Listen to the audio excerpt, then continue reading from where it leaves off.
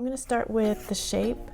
When I teach, I typically say, draw a circle for the skull and then a little triangle on the bottom for the jaw.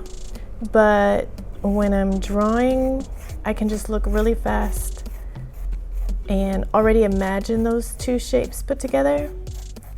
I'm just looking at the shapes that I see. And I think with anything that you draw, as long as you focus on the shapes that you see, you should be fine. Nothing should be super complicated if you're just looking at the shapes. I think when you start titling things, then they start to get complicated. So I like to mark off where my eyes are. They're approximately in the middle of the face. You don't want them to be way up here because a lot of people forget about this top of the head where the hair is actually covering up part of your face. And so these are my eyes, and of course my nose is going to be in between my eyes and my chin, and then my mouth is going to be between my nose and my chin. I don't draw just isolated shapes for each of the body parts. They're all connected somehow. So this is the bridge of the nose that leads up to the eyebrow. And then the bottom of the nose leads into the lip.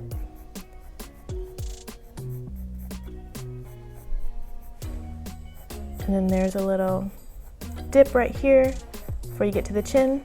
So everything is connected. Don't just focus on the eye, the nose, the mouth. Everything is connected with the skin.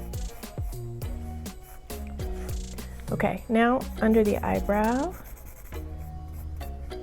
I'm gonna make the eyes.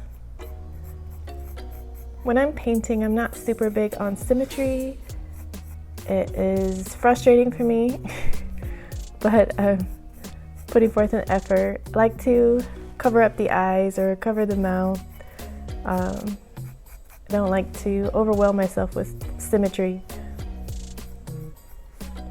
So notice I'm going back and forth with the eyes to try to make sure they're pretty symmetrical. Never forget that you have the upper eyelid and the bottom eyelid. The bottom eyelid is going to be much more subtle because you don't want her to look like she has bags. Here are her nostrils.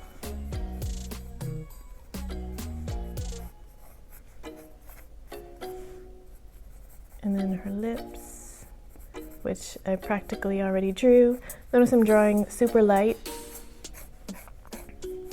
because I like to give myself all the room to make mistakes and be able to fix them super easy.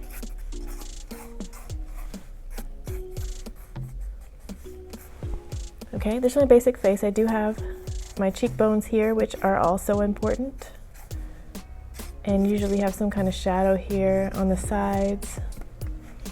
Okay, so I'm just gonna start filling things in now and adding a little bit more shading. You really don't want your paper to be the same color as the paper over here. The paper inside of the face should be different than the paper outside of the face, because if this person were on a white background, their skin would always be darker than the white background. So even the light tones in the face should have a little value. So I'm just using this blending stump to create a little value everywhere.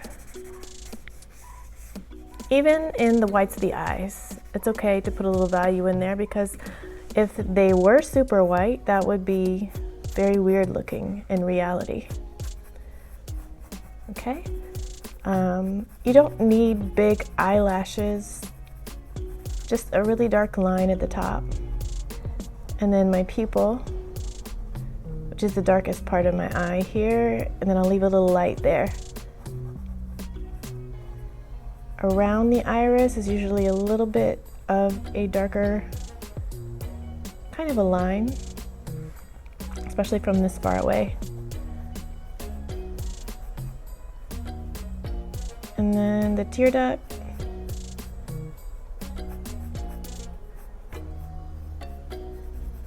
And then I'm going to shade this in just a little bit. That's the bottom lid. And it stops about right here. That's me gently showing you that there's a bottom lid.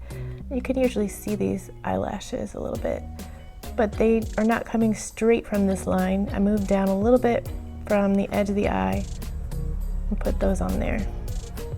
Sometimes our eyelashes are straight on the top, or maybe they come down a little bit.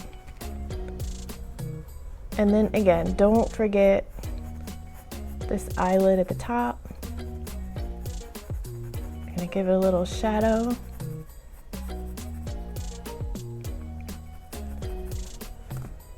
And then her eyebrow. It's good to show some of the strands of hair in the eyebrow. Make sure they're going in the right direction. Okay, and then there's usually a little bit of shadow here.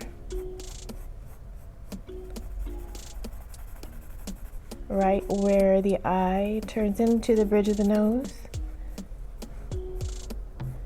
And then a little bulb at the bottom of the nose.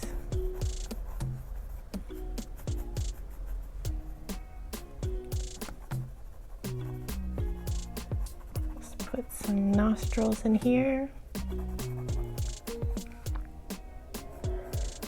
And then instead of leaving a hard line right here on the edge of the nostril, I'm going to shade it a little bit. I can use my blending stump if I want to be a little bit more gentle. Try not to leave hard lines in your picture. You always want one thing to be darker than the other instead of having just a hard line. So if my nostril is darker than my cheek, then that creates a line, kind of. Not a real line. We don't want a real line. There's a little shadow under her nose here. I'll put a little shadow. Then we're going to lead into her lip.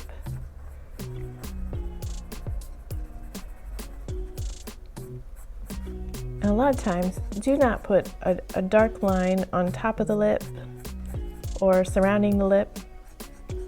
A lot of times it's kind of lighter here, and so I actually would have to shade her skin a little bit darker so that the top of the lip could be lighter there. Have a little light shining at the top of her lip, and then shade in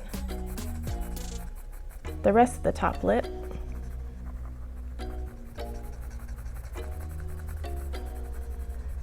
And then kind of a dark line here to separate the lips.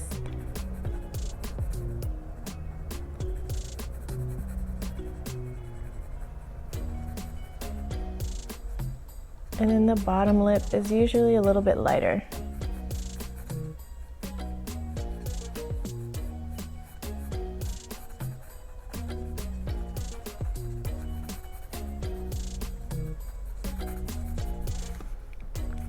And then we have our cheeks. We usually have a little color in our cheeks.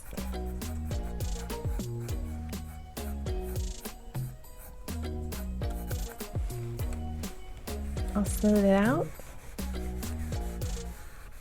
so it doesn't look like a beard.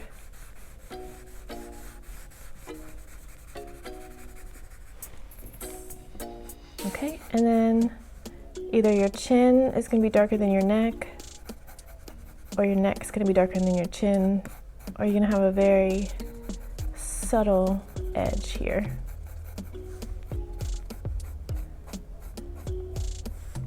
And then I really like this jawline here, because typically you have hair right behind your jawline.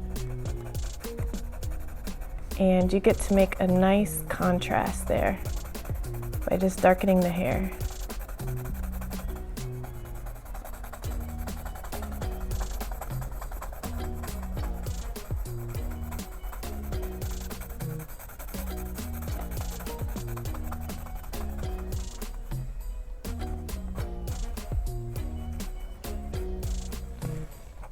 Okay, and then don't forget the ears.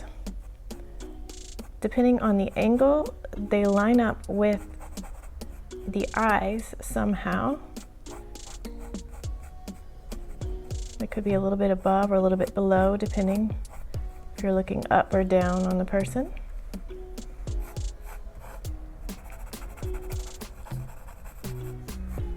And I won't do too many details with the hair here. I really want to focus on the face.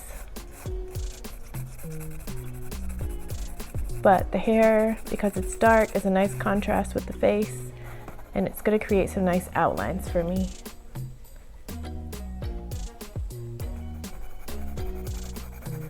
Now I'm just going to finish the other side of the face and try some symmetry